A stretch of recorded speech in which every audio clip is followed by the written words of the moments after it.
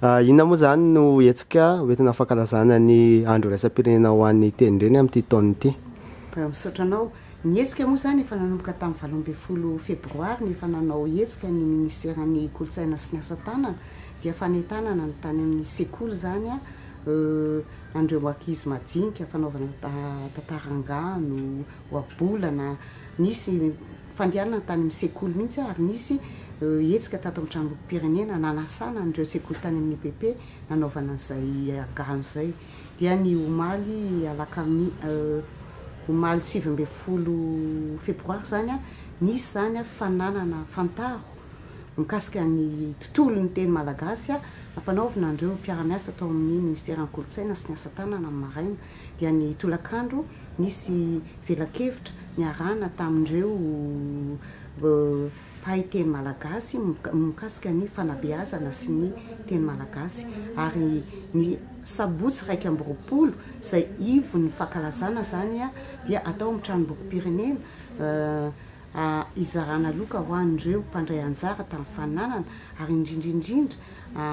andefasany ampitany ramatoa Voangy Rajaonarimampianina vadin'ny filoham-pirenena hafatra ho antsika vahoaka malagasy zany satria izy moa ny reny voalohany malagasy koa amin'ny matendreny ny 20 febroary dia manakolazaina antsika ramatoa filoha.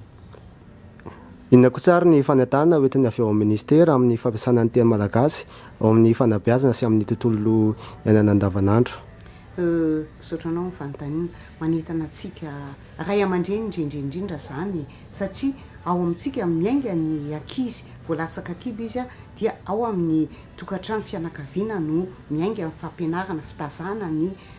zaza koa manentana antsika ray aman-dreny voalohany indrindrindra iangaviana rentsika ray aman-dreny mba hampiasa ny teny malagasy anabeazana ny zanakitsika satria kantone ny teny malagasitsika ary tsy ambaka ny hafa ny teny malagasitsika akoatra ny ray aman-dreny moa zany dia ny reo mpitaiza ireo ray aman-dreny mpitaiza zany manentana mba hampiasa ny teny malagasy ary isika tanora indrindrindrindra tena entaniko mba manana ny tena teny ny voambolana isan-karazany ny teny malagasitsika ny olona nge mireharia amin'ny fananan'ny teniny ka aoka isika mba anana izay ampipo malagasy zay anandratra anomelanja ny teny malagasitsika ary ny farany nefa tsy kely dia ho antsika mpitondra fanjakana satria avy any ambony moa zany ny tarafany vahoaka malagasy ny ohatra koa dia manentana antsika mpitondra mba hife mba hianatra ny teny malagasy.